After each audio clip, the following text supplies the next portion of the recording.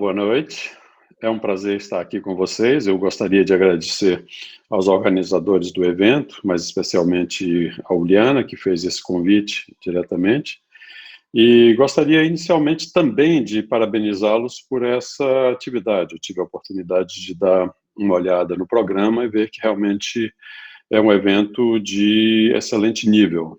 Então, parabéns. Eu devo falar sobre integração entre psicoterapia e psicofarmacologia, e desde já eu diria para vocês que a minha formação inicial, pelo menos em termos de intenção, antes mesmo de fazer medicina, era a psicoterapia e mais com viés psicanalítico. Entretanto, ao longo da minha graduação, depois que eu me formei, inclusive, eu acabei me dirigindo mais para a psiquiatria e a psicofarmacologia, e, consequentemente, o campo da psicoterapia ficou de lado. O que é interessante é que, durante um longo tempo, eu fui fundamentalmente psicofarmacologista clínico. Aquela minha ideia original de ser psicanalista acabou sendo deixada de lado, porque em um determinado momento eu cheguei à conclusão de que não daria para fazer bem as duas coisas. E, consequentemente, eu escolhi a psicofarmacologia, onde eu fui conhecido no Brasil inteiro durante pelo menos uma década e meia ou mais. A minha aproximação com a psicoterapia cognitiva veio totalmente por acaso. Então, enquanto eu dava um curso de psicofarmacologia no Rio Grande do Sul, juntamente com outro psicofarmacologista muito conhecido no Brasil, que é o Pedro Lima, organizador do congresso Cérebro, Comportamento e Emoções, por acaso a esposa dele tinha vindo do Instituto Beck e trazido justamente o pessoal para dar um curso de psicoterapia cognitiva. Foi muito interessante nesse momento, porque com a terapia cognitiva eu vi a possibilidade de fazer exatamente isso, que é o que vocês me pedem para falar aqui, que é a possibilidade de você, mesmo como psiquiatra clínico, não necessariamente sendo um psicoterapeuta, você pode combinar essas duas coisas e, frequentemente, utilizando técnicas da terapia cognitiva com, digamos, os seus pacientes, na realidade, que estão medicados. Isso foi muito interessante porque, progressivamente, após a minha formação com o Instituto Beck, lá em Porto Alegre, em seguida, eles repetiram em São Paulo, então eu fiz mais um ano.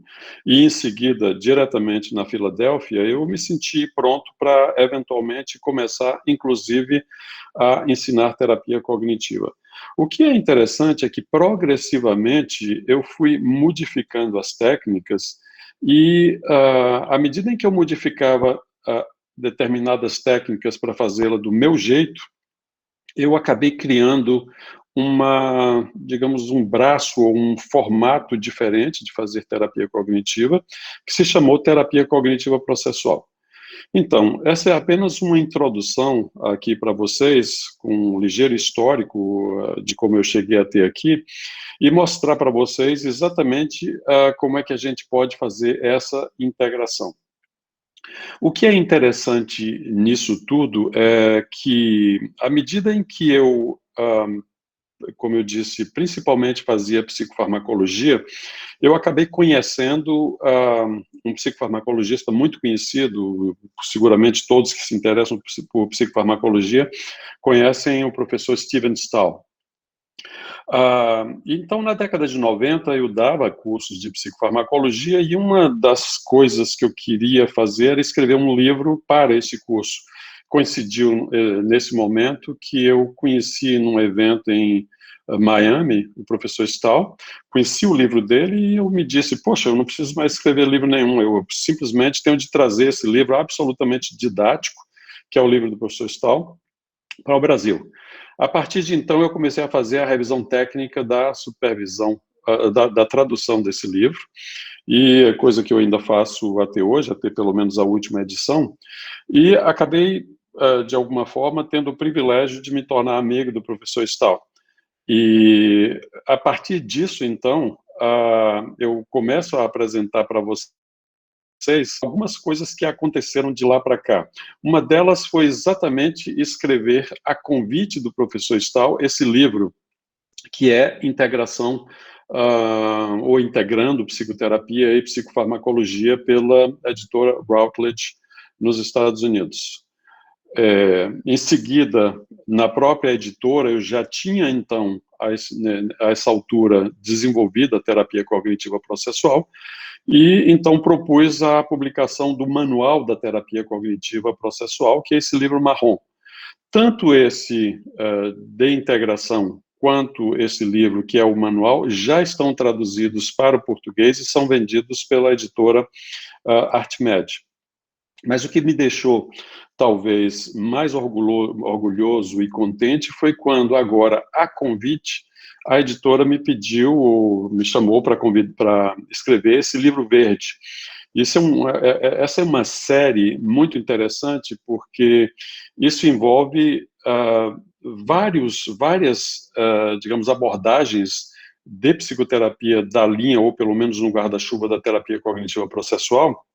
E como eu não conheço o editor da série, então eu acabei concluindo que a terapia cognitiva processual já estava sendo aceita internacionalmente como uma abordagem independente. Então, eu diria que hoje eu faço mais a psicoterapia do que propriamente a psicofarmacologia, mas ainda continuo combinando essas abordagens. E é exatamente em função disso que eu trouxe algumas informações que são muito interessantes, que é justamente o prefácio desse livro, que é feito por uma das pessoas que mais entendem de combinação de psicoterapia e psicofarmacologia, principalmente na área de depressão, que é o Stephen Holland. Antes disso, eu queria assinalar, inclusive, que existe um outro livro também publicado para o português, que é a combinação de psicoterapia cognitivo-comportamental e medicação, feita pela Donna Sudak, que, inclusive, é uma autora de um dos capítulos desse livro que eu editei juntamente com o professor Stahl. Então, só para fazer, digamos, essa introdução e colocar essa informação à disposição de vocês. Mas o que é que diz o Holland em relação a essa questão de psicoterapia versus medicamentos? Primeiro que tanto a psicoterapia quanto medicamentos são eficazes no tratamento de uma ampla variedade de transtornos psiquiátricos. E uma outra coisa que é bastante conhecida é que a associação com frequência é melhor do que qualquer dessas abordagens quando feitas isoladamente. E o que Holland acentua é que, na maioria dos casos, as psicoterapias que têm um maior empírico, ou seja, com trabalhos realizados, rivalizam com medicamentos no tratamento dos transtornos não psicóticos, por exemplo, nos transtornos de ansiedade. Aqui, como característica, os medicamentos tendem a funcionar mais rápido, ou seja, numa questão de semanas, enquanto que a psicoterapia tende a ter um efeito mais amplo e, frequentemente, esse efeito é mais duradouro. Nos transtornos psicóticos, sem sombra de dúvidas, o tratamento medicamentoso geralmente é a primeira escolha. Por exemplo, a psicoterapia, neste caso, na melhor das hipóteses, tem um papel apenas adjuvante. Mas é bom que eu assinale para vocês que o criador da terapia cognitiva, que é o Aaron Beck, que, por sinal, está atualmente com 99 anos e ainda é ativo na Universidade da Pensilvânia, e o projeto de pesquisa mais atual dele envolve justamente a utilização da terapia cognitiva na esquizofrenia e em transtornos psicóticos de um modo geral. Bom, o que se sabe é que, em termos de transtorno de personalidade, essa é uma condição que é difícil de tratar ou com psicoterapia ou com psicofarmacologia. E, na depressão unipolar, a psicoterapia e medicamentos são eficazes, ou seja, no sentido de dizer, olha, é melhor tratar com um do que nenhum, ou seja, a depender do tipo de depressão ou, eventualmente, de alguns pacientes, uns costumam responder mais a uma coisa ou a outra. Mas o fato é que o tratamento combinado tende a melhorar com ambas ou seja, um melhora o outro, ou seja, ambas as monoterapias. Mas como na realidade não é um efeito aditivo, esse aumento geralmente é numa taxa em torno de 10 a 15%. Ou seja, existe uma grande parte dos efeitos, tanto da psicoterapia como da farmacologia, que tende a se superpor. No transtorno de pânico, o tratamento combinado claramente reduz a duração dos efeitos da terapia cognitiva, então a gente está falando aqui, principalmente quando se fala não propriamente dos antidepressivos, mas, por exemplo, da utilização de benzodiazepínicos. Ou seja, que nesse caso, os efeitos podem, inclusive, ser reduzidos, ok? Da psicoterapia. É bom assinalar ainda com Holland que o tratamento combinado mantém as vantagens associadas a cada monoterapia. Então, se os medicamentos funcionam um pouco mais rápido do que a psicoterapia, diz ele, então o tratamento combinado também funciona. E se a psicoterapia tem um efeito mais amplo sobre a qualidade dos relacionamentos, o tratamento combinado também faz isso, ou seja, demonstrando que, a rigor, tende a aumentar o efeito do outro. Entretanto, aqui uma ressalva, os pacientes tratados até a remissão, ou seja, com o total ou quase total desaparecimento dos sintomas, com terapia cognitiva ou ativação comportamental, e eu vou falar um pouquinho mais da ativação comportamental, que eu considero praticamente um padrão ouro em termos de psicoterapia no tratamento da depressão. Então, aqueles pacientes tratados até a remissão com essas modalidades de terapia tendem a ter apenas metade da probabilidade de recair após o término do tratamento, em comparação com aqueles tratados apenas até a remissão apenas com medicamentos, ok? Tendo feito isso, eu gostaria de, inclusive partindo do princípio de que a grande parte das pessoas que estão participando desse congresso não têm conhecimento, e alguns são completamente alheios à terapia cognitiva ou psicoterapia de um modo geral. E também levando em consideração que a grande parte desse evento vai abordar fundamentalmente a psicofarmacologia, eu resolvi, na minha apresentação, falar um pouco mais longamente da psicoterapia e principalmente do modelo cognitivo. Então, esse é um modelo muito simples nesta apresentação e, a rigor, eu gosto de modelos teóricos simples porque eles são mais fáceis de ser compreendidos pelos pacientes. Então, de acordo com Beck, que é o criador da terapia cognitiva, diante de determinada situação, nós tendemos a processar essas informações, e isso é o que Beck chamou de pensamento automático, ou seja, é a forma como nós percebemos a situação, e nós teremos, então, consequências emocionais, comportamentais e respostas fisiológicas. E tudo isso vai depender de outros aspectos, talvez um pouco mais estruturais e profundos, que Beck chamou de crenças intermediárias e crenças nucleares, ok?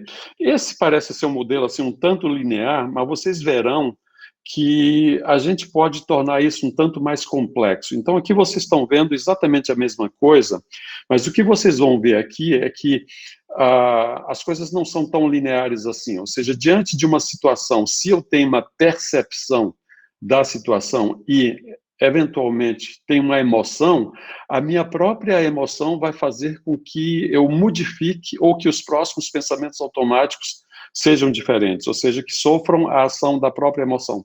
Ou seja, aquela discussão do que vem antes, se é o pensamento ou a emoção, longamente discutida antigamente, cai por terra porque é difícil você saber o que está vindo antes, se é a emoção ou a percepção ou o pensamento. Ainda mais, em toda essa sequência envolvendo comportamento, envolvendo respostas fisiológicas, etc., quando você combina ou quando você chega a essa várias possibilidades de combinação, você vai ver que fazer a terapia não é uma coisa muito simples, porque você não vai saber de imediato que técnica utilizar em cada um desses elementos, em que diagnóstico, em que circunstâncias. Por que eu estou dizendo isso para vocês? Primeiro, para dizer para vocês que, embora o modelo seja relativamente simples, a prática da terapia cognitiva ela é bastante complexa. E aí onde entra aquela modalidade de terapia cognitiva que eu desenvolvi, que é a terapia cognitiva processual. Então, vocês estão vendo aqui que aquele modelo, de alguma forma, está mostrado aqui, e é isso que eu mostro habitualmente para o paciente. Então, o paciente vai perceber numa situação que o que ele pensa sobre essa situação vai determinar o que ele sente. E o que ele sente, de alguma forma, vai determinar a forma como ele se comporta. Ora, o inverso é verdadeiro. Ou seja, os meus comportamentos, as minhas emoções vão influenciar de volta as minhas percepções e até mesmo a manutenção ou modificação das novas situações, o que faz com que isso seja um movimento contínuo e complexo e muito dinâmico. O que eu tenho de modificar com os meus pacientes? E aqui eu já antecipo por que eu estou mostrando esse modelo para vocês. Como é que eu posso convencer alguns pacientes meus que resistem ao uso da medicação exatamente nessa combinação de psicoterapia e medicamento? Porque em alguns momentos nós vamos encontrar pacientes que são muito resistentes do ponto de vista de não desejar fazer uso de medicamentos. E eu vou mostrar para vocês que existem algumas técnicas com as quais nós podemos, por exemplo, convencer, entre aspas, o paciente a fazer uso de medicamento nessas circunstâncias. Mas o que é que nós desejamos fazer com o paciente em termos do tratamento psicoterápico? Então, se a gente considera que o que mais importa é aquela forma mais profunda como o paciente se vê, como isso que eu vou mostrar para vocês aqui agora, ou seja, aquele modelo que eu mostrei para vocês, que eu acabei de mostrar para vocês, ele é muito mais complexo na medida em que ele é determinado por uma visão muito mais, eu diria, até mesmo inconsciente, ou mais profunda pelo indivíduo, que é aquilo que Beck chamou de crenças nucleares, ou seja, é a forma fundamental como eu me vejo, como eu me percebo, como eu percebo o mundo, ou como eu percebo as pessoas. Então, dê uma olhada nisso. Se eu tenho uma situação específica aqui, como eu vou mostrar para vocês daqui a pouco, vai depender de eu ativar essa visão que eu já tenho. Por exemplo, se eu tenho uma visão de mim mesmo como frágil, os meus pensamentos serão mais para negativos, consequentemente, as minhas emoções serão também mais para, eventualmente, digamos, também negativas, e os meus comportamentos podem ser comportamentos disfuncionais. Ora, o que eu estou tentando, na realidade, fazer na terapia? Isso corresponde fundamentalmente a ativação dessas crenças nucleares positivas funcionais durante a terapia, que vai ser uma espécie de movimento em pêndulo, onde, ao invés de perceber as situações negativamente, eu vou progressivamente, durante a terapia, fazendo com que o indivíduo vá ativando as suas crenças mais positivas e mais funcionais. Consequentemente, se ao invés de me ver como uma pessoa frágil, como vocês estão vendo aqui, de repente eu começo a me ver como uma pessoa mais para o normal, ou eventualmente como uma pessoa razoavelmente competente, vocês podem perceber agora que os meus pensamentos mais superficiais vão equivaler a pensamentos provavelmente mais positivos ou eventualmente mais realistas. Consequentemente, eu posso mudar minhas emoções, eu posso mudar meus comportamentos. E eu posso mudar, e infelizmente eu não vou poder ter tempo para explicar para vocês, alguns aspectos que envolvem muitos dos meus comportamentos, que a gente chama de comportamento de segurança. Aquilo que, de um modo geral, eu costumo fazer para se sentir melhor, para me sentir melhor. Por exemplo, se eventualmente eu faço uso de benzodiazepínicos, aqui simplesmente para usar digamos, um termo mais farmacológico, mas vamos imaginar que eu use benzodiazepínicos porque eu me sinto inseguro em determinadas circunstâncias. Consequentemente, eu vou ter de parar o uso do meu benzodiazepínico para mudar esse pressuposto. Porque esse pressuposto é, se eu não uso o meu benzodiazepínico, eu vou ficar tão ansioso que ou eu não vou conseguir dormir, ou eu não vou conseguir enfrentar aquela situação difícil. Então, aqui vocês já estão vendo um dos aspectos onde eu, eventualmente, já vou utilizar a terapia para que eu consiga fazer com que esse paciente deixe de utilizar benzodiazepínicos quando desnecessariamente, para que ele realmente não se torne dependente. Ok? Bom, é claro que na fase terminal do tratamento eu vou querer algo mais equilibrado, que é justamente uma espécie de equilíbrio um pouco assimétrico com o predomínio das minhas crenças positivas, que aqui, nesse caso, por exemplo, vão, de certa forma, fazer com que em determinada circunstância, é claro que eu preciso me ver como frágil, por exemplo, de uma forma negativa, para que, de alguma maneira, isso me proteja. Porque eu não quero me ver como forte diante de determinadas coisas que são ameaçadoras. Por exemplo, eu não quero caminhar pelas ruas de Salvador em bairros periféricos à noite, ou em qualquer cidade brasileira. Então, é importante que, nesses momentos, eu me veja como frágil, mas sendo essa fragilidade, digamos, um tanto realista. Então, vejam o que vocês estão vendo aqui, que é o objetivo final da terapia. É que eu modifique aqueles pensamentos automáticos que são superficiais, consequentemente, emoção e comportamento. Em um nível um pouco mais profundo, eu modifique os meus pressupostos que eu desenvolvi ao longo da minha vida, e mais ainda, e mais importante, é que eu modifique as minhas crenças negativas a respeito de mim, a respeito das pessoas, a respeito do mundo, e que passe a vê-los de uma forma mais positiva e mais realista. Ok?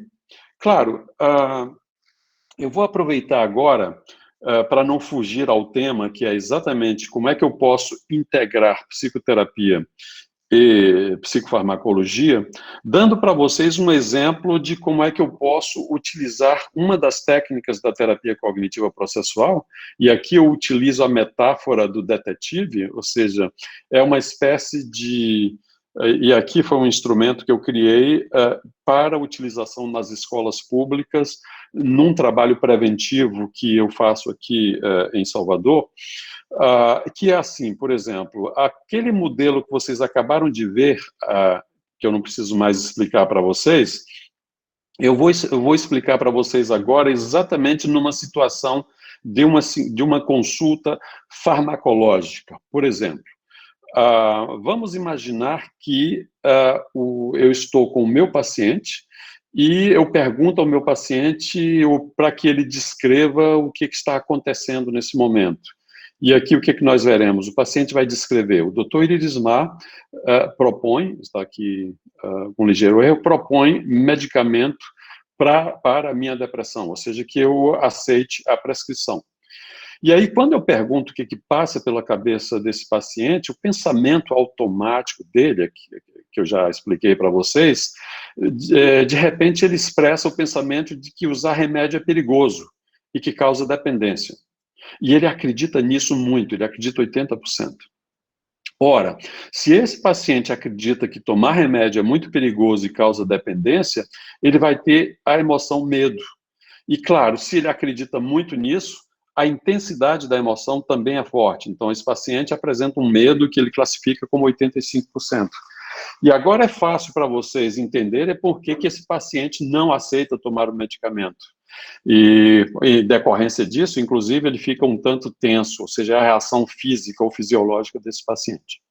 Aí, durante uma conversação com esse paciente, de forma muito tranquila, eu posso, de alguma maneira, levar esse paciente a mudar de ideia sem que eu precise realmente diretamente forçar ou tentar convencer esse paciente de modo um tanto ostensivo, porque eu quero que o próprio paciente decida e que esse convencimento venha realmente de uma forma muito tranquila. Então, eu posso fazer perguntas a esse paciente do tipo, olha, será que esse pensamento não pode ser uma distorção?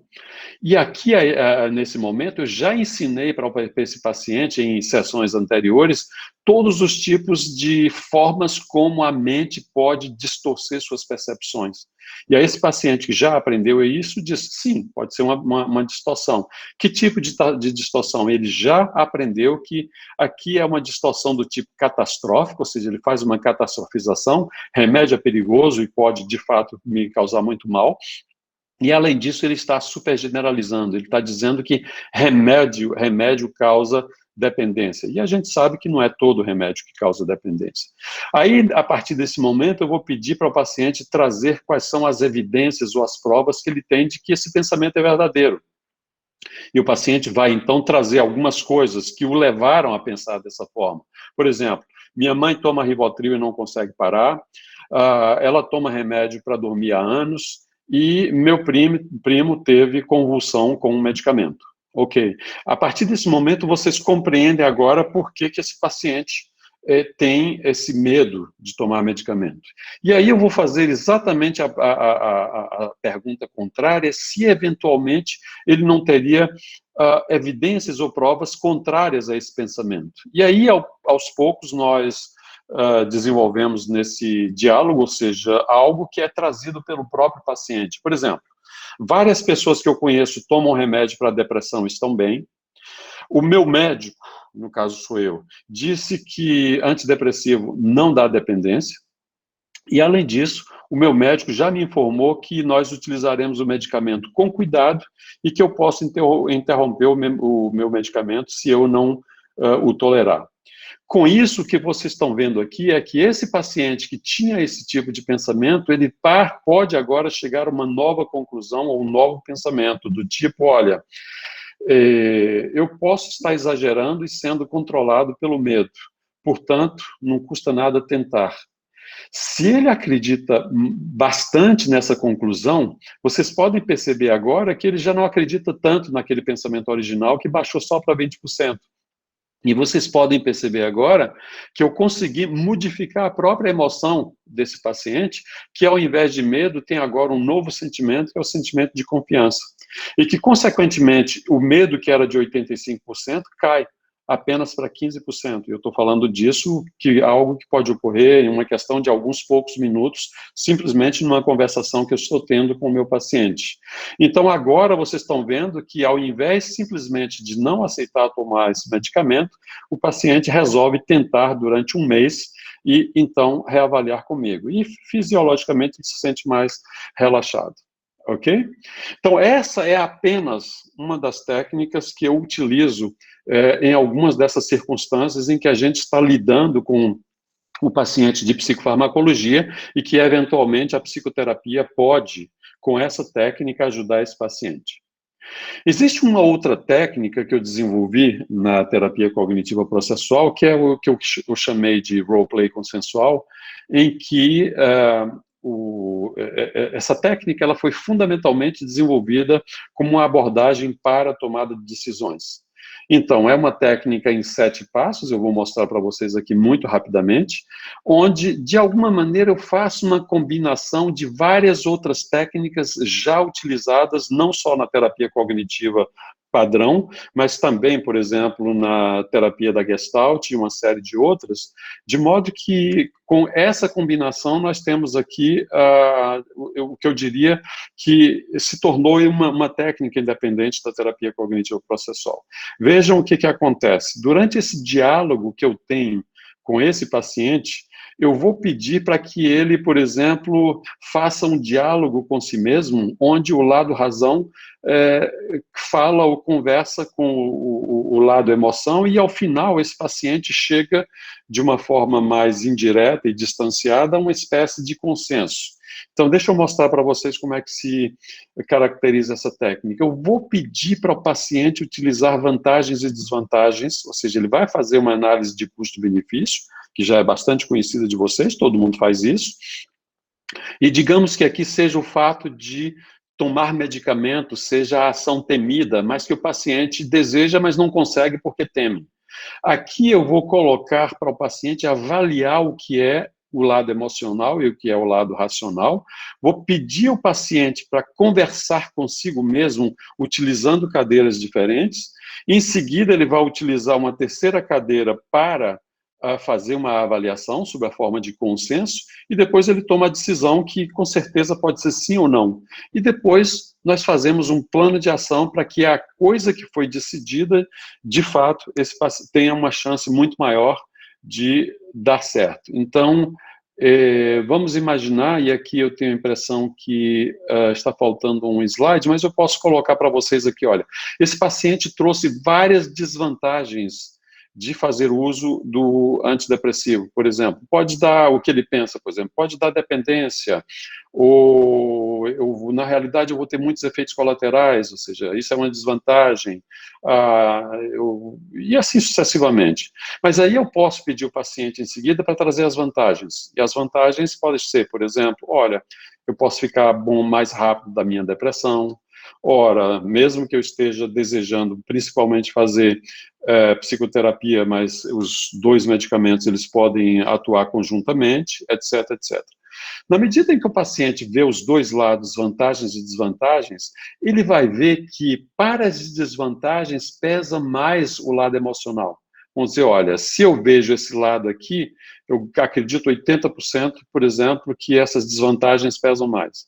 Mas quando o paciente vê esse outro lado aqui, e do ponto de vista racional ele pode acreditar a mesma coisa, 70%, 80%, vai ser uma espécie de luta ou briga interna em que o lado emocional briga com o lado racional. Consequentemente, a forma de nós realizarmos isso é aquilo que eu mostrei para vocês. E que agora é o paciente conversar consigo mesmo, dando todas as razões que ele acha que não deve tomar o medicamento. Em seguida, ele utiliza uma outra cadeira, trazendo todas essas razões que implicam o lado racional. E, finalmente, ele chega a um consenso, e o seu lado consenso determina mais ou menos o que ele vai fazer. E vocês vão ver que aqui, de um modo geral, esse paciente pode passar a acreditar mais nas vantagens do que nas desvantagens. E, consequentemente, ele pode decidir pelo uso do medicamento. E aí, nesse caso, eu posso pedir para ele fazer, ou eu organizo com ele um plano de ação para aumentar ainda mais as chances dessa decisão dar certo. Por exemplo, ele pode estabelecer como passos que vai pedir o seu filho para buscar a receita. Então, aqui nós estamos falando de atendimento em tempos de pandemia, online, onde os meus atendimentos atualmente são feitos online. Bom, e como normalmente eu deixo as receitas na portaria, aí, eventualmente, o paciente tem de passar para pegar a receita. Eu posso pedir ao meu filho para comprar e posso usar a partir de amanhã. Aqui eu já estou antecipando todos os itens que o paciente vai trazer como dificuldade para o uso dessa medicação, porque o paciente pode deixar o meu consultório, o medo dele vai voltar e a decisão que ele tomou pode, na realidade, simplesmente não funcionar mais.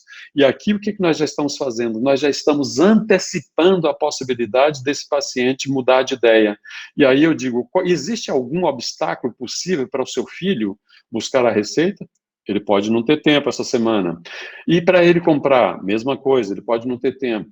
E para esse outro passo aqui, que é essa ação de usar a partir de amanhã, o medo pode voltar e eu posso desistir.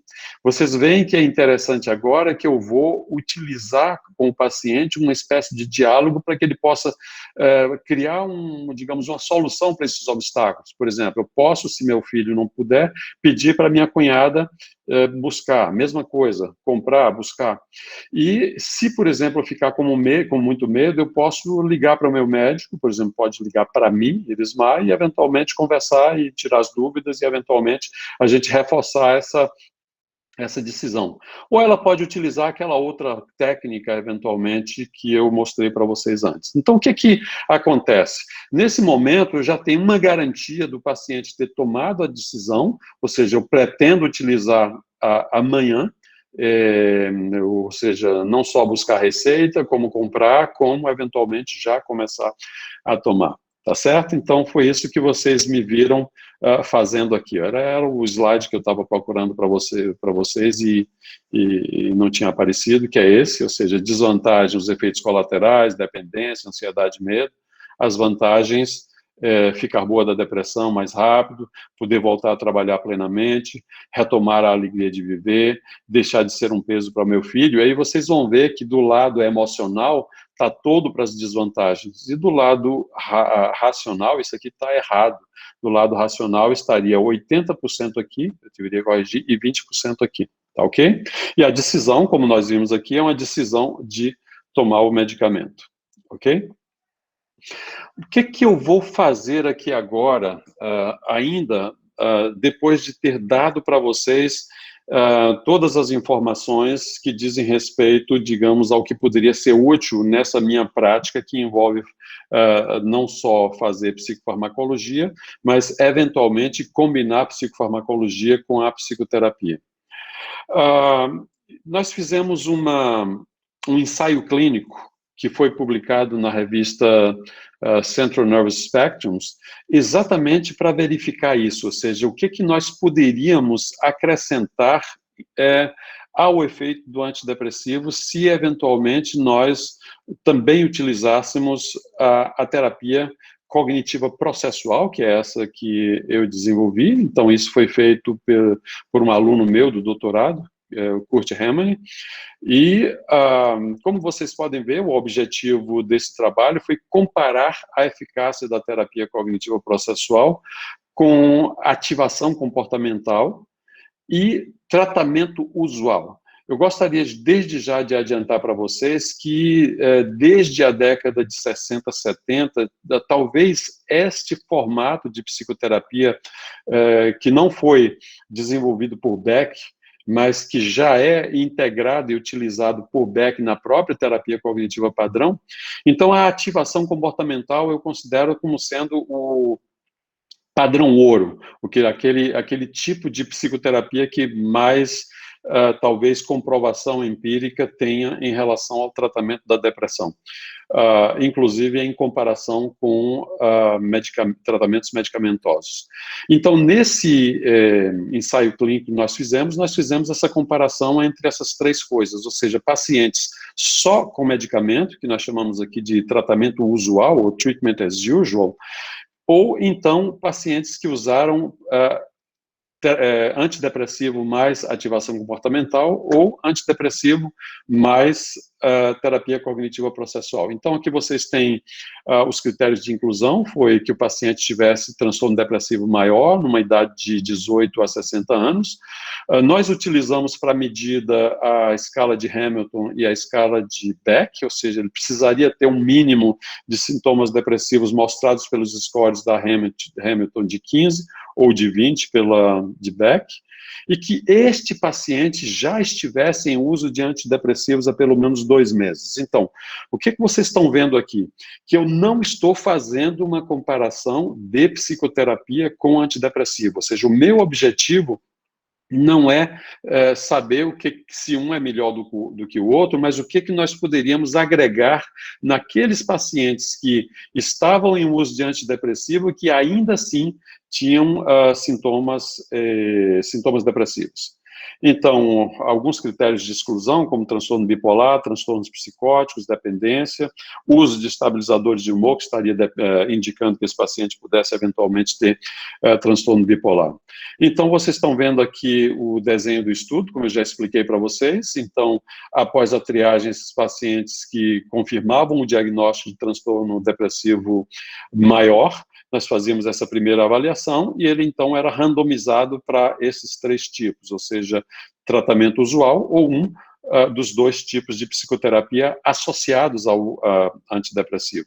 E lembrar que, no caso da psicoterapia, esses pacientes estariam de ter doses estáveis, mas que, eventualmente, por uma questão ética, naqueles que só teriam o antidepressivo, eventualmente, os seus psiquiatras poderiam fazer modificações. Esses pacientes foram acompanhados durante 12 semanas, esses foram os instrumentos de avaliação, ou seja, a escala de Hamilton, a escala de Beck, a escala de ansiedade, uma escala de qualidade de vida, como vocês estão vendo aqui, e a escala de Sheehan, que mostra, por exemplo, pacientes que têm alguma desadaptação,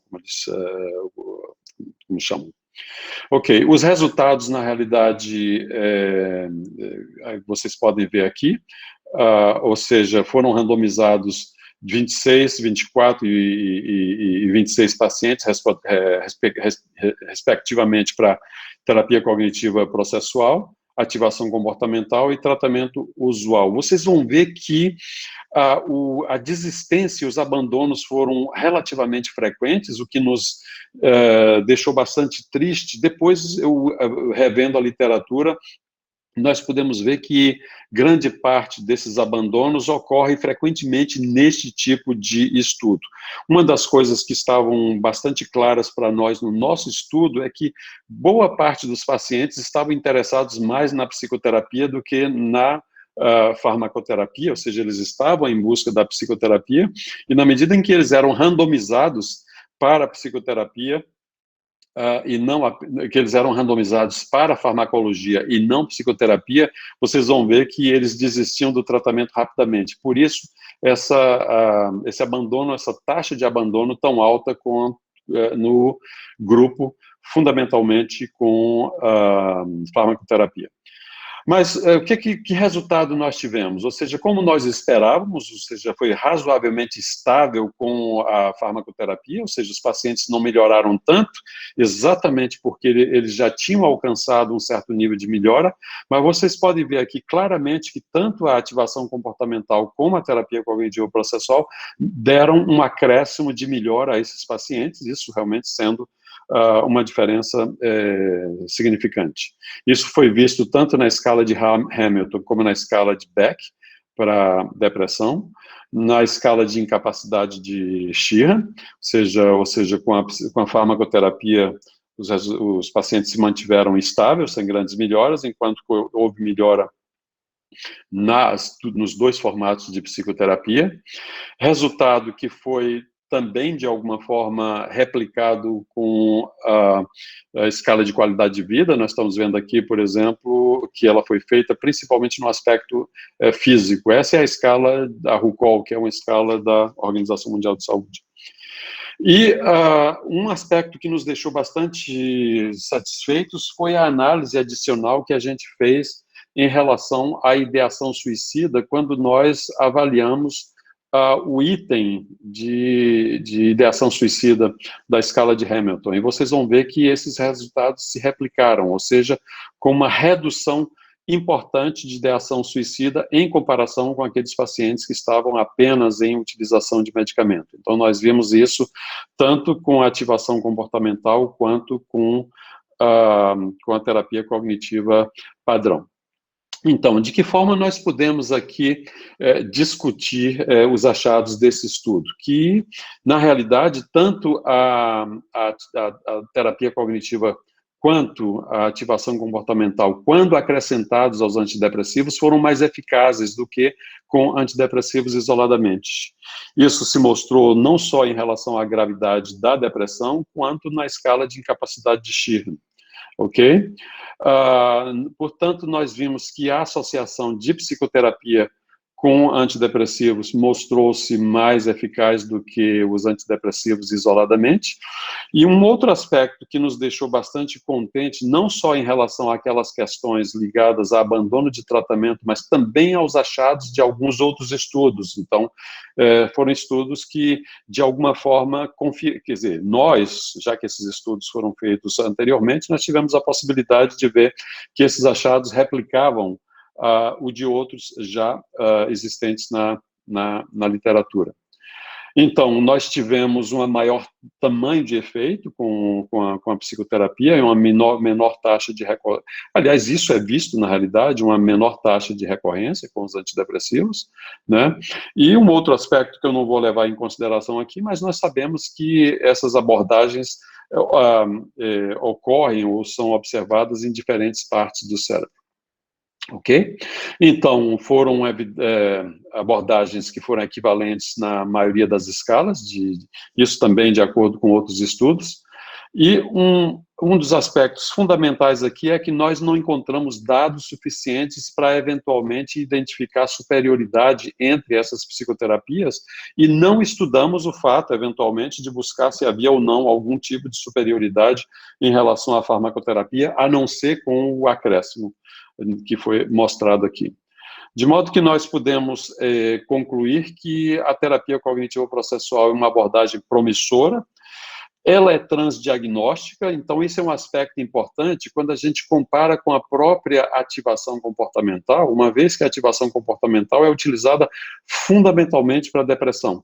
Então, como foi mostrado aqui no nosso estudo. Enquanto que a terapia cognitivo-processual, ela é, digamos assim, eficaz em vários outros transtornos. Por exemplo, não só na depressão, mas já se comprovou que a terapia cognitivo-processual é eficaz na fobia social, que é um dos transtornos de ansiedade. Já se mostrou também que a terapia cognitivo-processual é eficaz no transtorno de estresse pós-traumático. Então, a gente pode partir do princípio que, se existe comorbidade, a preferência teria de ser dada a uma abordagem transdiagnóstica e não, no caso, com uma, digamos, uma abordagem que fosse muito direcionada para um dos transtornos. E, finalmente, a gente chega à conclusão de que a TCP e a ativação comportamental foram igualmente eficazes na redução dos sintomas depressivos e que aumentam os ganhos em relação ao antidepressivo. Então, isso era fundamentalmente o que eu queria apresentar para vocês. Bom, primeiramente, obrigado, doutor. Eu acho que foi uma palestra maravilhosa. Eu acho que vai agregar muito para todo mundo que assistir. Então, obrigado por reservar esse tempo para a gente. Eu vou fazer algumas perguntas que a gente separou. A primeira pergunta é se medicações como beta-bloqueadores e ansiolíticos, elas podem ter um papel adjuvante durante sessões de psicoterapia, se elas podem ajudar de algum modo os processos internos do paciente. Ok, em relação aos beta-bloqueadores, sim. Vocês sabem, na realidade, se a gente toma como exemplo o propranolol, a gente sabe que não é uma droga ansiolítica propriamente dita, mas ele atua principalmente nos efeitos periféricos da ansiedade. Então, frequentemente é utilizado, portanto, como uma droga ansiolítica. E, além disso, na realidade, tem sido usado como adjuvante em alguns tratamentos, né? Inclusive para psicoterapia. O outro medicamento que você citou como exemplo foi... Foram ansiolíticos de de um forma modo geral. Ok. É importante, inclusive, que a gente leve em consideração que na psicoterapia, e aí, daí a importância, e eu faço esse comentário porque frequentemente, ou seja, dificilmente você vai encontrar psiquiatras que, ao mesmo tempo, fazem psicoterapia. Daí a grande importância da questão multidisciplinar.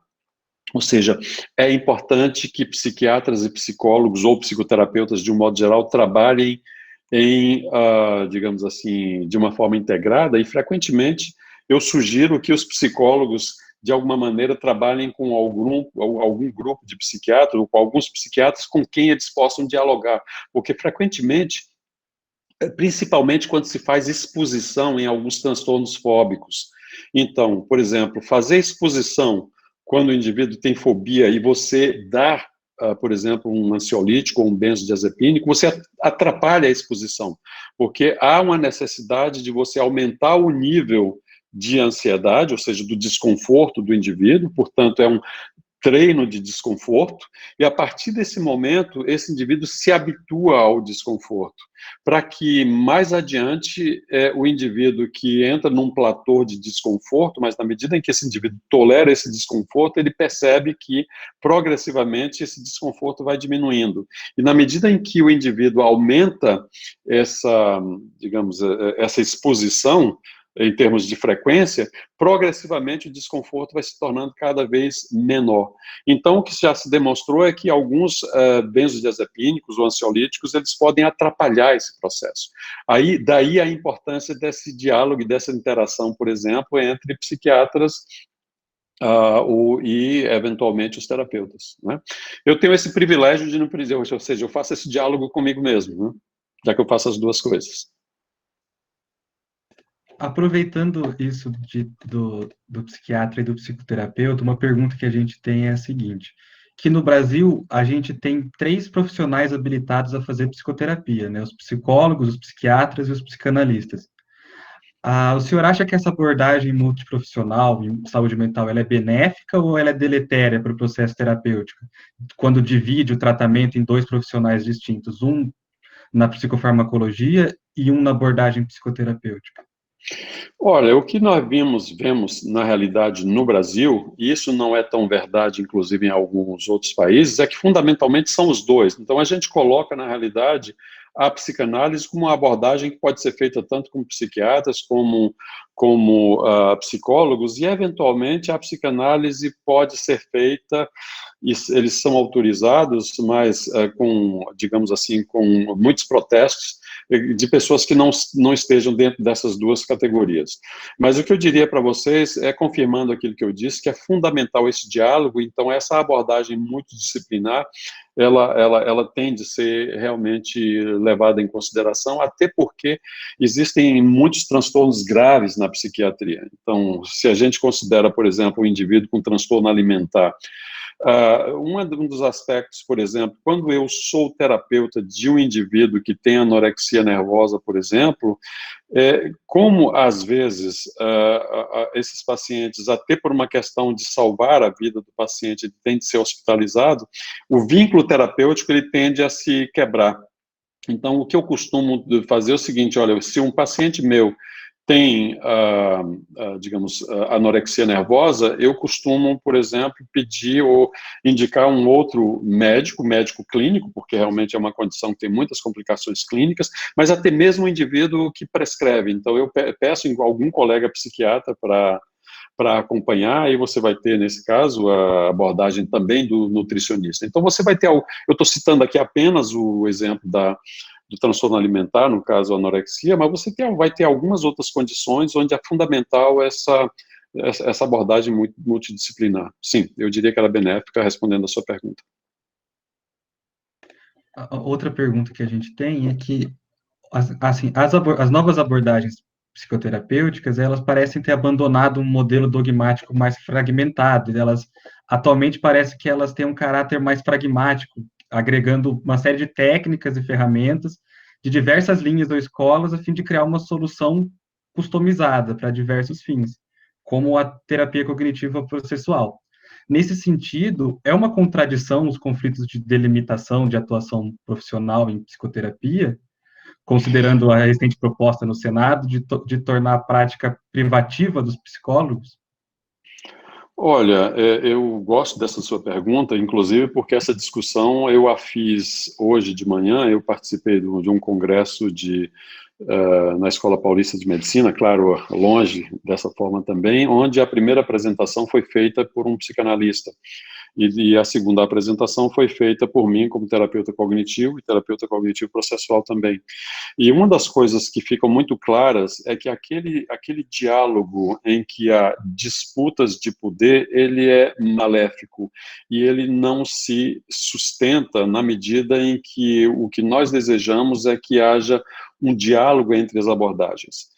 Tome, por exemplo, o que foi a minha intenção na terapia cognitiva processual. Na realidade, embora eu tenha tomado como base a terapia cognitiva, e eu faço fundamentalmente terapia cognitiva, mas eu sofri a influência dos meus 5 anos de formação em psicanálise originalmente, e eu não jogaria fora os meus anos, inclusive de divã psicanalítico, porque seria muito ingrato, e eu diria que aqueles anos de formação e eventualmente de experiência me serviram depois. Claro que na realidade eu não faço psicanálise, eu faço fundamentalmente psicoterapia, mas se você for ver os estudos, vocês vão ver que a psicanálise ela tem grandes contribuições, principalmente em algumas áreas, como, por exemplo, transtornos de personalidade. E apenas para colocar um pouquinho mais de fogo nessa, ou de, digamos assim, lenha nessa fogueira, eu costumo, eventualmente, eu tenho esse privilégio de dar cursos fora do país, por exemplo. E aí eu lembrei hoje que eu fui convidado para dar uma aula sobre terapia cognitiva processual na Sociedade da Filadélfia de Terapia Comportamental, ou seja, coisas que, de um modo geral, comportamentalistas e terapeutas cognitivos, eles não dialogam de um modo geral. Pior ainda, ou seja, é o diálogo entre psicanalistas e comportamentalistas e terapeutas cognitivos. Pois bem, eu costumo dar cursos nos Estados Unidos, e o meu curso em Nova York, geralmente eu dou na Sociedade Nacional de Psicanálise Americana. Ou seja, é possível esse diálogo no sentido de, digamos, não haver essa briga de mercado, mas eu concordo em parte que a psicoterapia fique com os psicólogos e, claro, também com os psiquiatras que têm essa formação. E eu tenho as minhas restrições aqui no Brasil a que essas, digamos, essas abordagens saiam desses dois grupos. Entretanto, nos Estados Unidos, na França e em alguns outros países, a formação de algumas pessoas como os assistentes sociais é tão boa, e eventualmente também dos counselors, ou seja, que são pessoas que eles estudam especificamente para ser psicoterapeuta. Então, isso se amplia um pouco mais. Eu diria um pouco que a minha restrição a que saia da psiquiatria e da psicologia aqui no Brasil é que a gente vê que a formação, que já não é perfeita nessas duas condições, eu diria que ela seria, nessa área, um pouco menos perfeita nas outras abordagens. Tá ok? Aproveitando o tema da psicanálise, eu queria fazer uma pergunta, porque a gente tem evidências concretas, como as que o senhor apresentou, de que a terapia cognitiva ela é efetiva no tratamento de diversas psicopatologias. Uhum. E a psicanálise, ela em vários círculos, ela é uma questão polêmica, tanto do ponto de vista clínico, quanto da própria epistemologia dela. Então, hoje, um século depois da criação da psicanálise, e com todos os avanços que a gente tem de neurociência, a gente é capaz de dizer se o subconsciente ele realmente existe e se as técnicas de psicoanálise realmente geram benefícios na clínica? Olha, mais uma vez eu cito a apresentação de hoje. E nessa apresentação de hoje, a apresentação do colega Rogério, eu não estou me esquecendo do nome dele, que é professor da Escola Paulista de Medicina, ele falou exatamente de psicanálise e neurociências. E ele deu uma série de evidências de que existe a possibilidade, em estudos, de realmente existir essa relação. Se a gente fala em psicanálise de uma época, 100 anos atrás, e como ela era praticada, e eventualmente como é praticada em certos ciclos, a gente até pode pensar nisso. Se a gente pensa na psicanálise, na sua evolução, inclusive na psicodinâmica, em que foram modificadas e utilizadas determinadas técnicas, a gente consegue encontrar estudos que mostram que a terapia psicodinâmica ela é eficaz em vários transtornos, portanto, realmente, a gente tem de rever essas afirmações. Hoje já existe uma sociedade internacional que se chama CEP, que é a Sociedade de Integração em Psicoterapia, é uma sociedade que, inclusive, faz um congresso todo ano, que foi criada exatamente para que haja esse diálogo integrativo. Então, se a gente realmente entra nessa briga de psicanálise contra a psicoterapia cognitiva, a gente vai entrar em um campo que eu acho que não ajuda ninguém. Então, o que eu defendo de um modo geral é por que nós não informamos o nosso paciente o que funciona no quê, e eventualmente os pacientes escolhem aquilo que mais se adapta à sua prática, ou às suas características. É bem verdade que existem muito mais estudos com a terapia cognitiva do que com a psicanálise. Eu imagino que, inclusive, eu diria que eles demoraram muito tempo para começar a fazer esses estudos, mas esses estudos já existem, inclusive já existem meta-análises provando algumas questões. Eu diria que adiante, quem sabe, a gente vai esperar o que o futuro nos espera em relação a isso. Obrigado. Mais uma questão. Existem evidências científicas que suportam o uso da hipnose como técnica terapêutica? E tem espaço para ela na psiquiatria moderna? Eu diria que sim.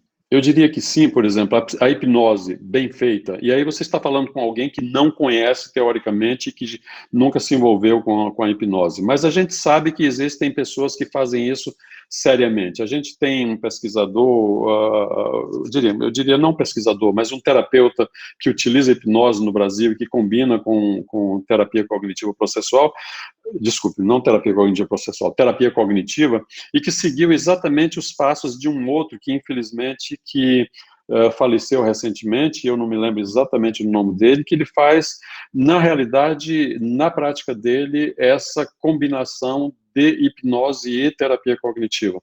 Então, a gente sabe que a hipnose funciona, né? Então a gente não pode jogar isso para debaixo do tapete e dizer, agora, o cuidado que deve ser feito é que deve ser, na realidade, com profissionais sérios, e a gente sabe que tem bastante gente fazendo mau uso da hipnose por aí afora, inclusive com pessoas que nem na área de saúde estão. Então, essa questão de separar o joio do trigo, né? Ah, mais uma questão. Por que não é realizado medições de biomarcadores ou exames como um eletrocardiograma, uma ressonância magnética funcional, durante ou após sessões de psicoterapia, a fim de entender melhor os processos fisiológicos e psicopatológicos e otimizar variáveis da psicofarmacologia? Na realidade, são utilizados. Ou seja, são utilizados métodos de neuroimagem, são utilizados métodos de eletroencefalografia mais sofisticados, são utilizados métodos para medir a resposta galvânica da pele, coisas desse tipo, só que isso é feito mais em termos de pesquisa para demonstrar determinadas questões, por exemplo, demonstrar a eficácia, etc. E, eventualmente, demonstrar que em psicoterapia, às vezes, você tem resposta e modificação de tamanho de estruturas, inclusive, não só função, mas mesmo que a psicoterapia modifica a anatomia. A gente sabe, por exemplo, que o tamanho de hipocampo, digamos, o hipocampo fica reduzido nos casos de depressão grave, e, consequentemente, na medida que você trata, seja lá por psicofarmacologia ou por psicoterapia, o hipocampo tende a tomar digamos, o seu tamanho normal. A questão toda é que isso não funciona para, digamos, atendimentos individuais, isso é feito de forma estatística em grupos, ou seja, não adianta nada eu mandar um paciente meu para um exame de neuroimagem para, eventualmente, saber se o hipocampo dele é maior ou menor, porque isso não vai me dar nenhuma resposta útil. Mas, quem sabe, no futuro, essas coisas possam vir a se modificar.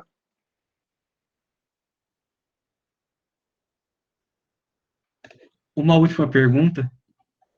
Fique à É, vontade. é possível predizer, a partir de um conjunto sindrômico de sintomas, quais pacientes respondem melhor à psicoterapia ou à farmacoterapia? Olha, não.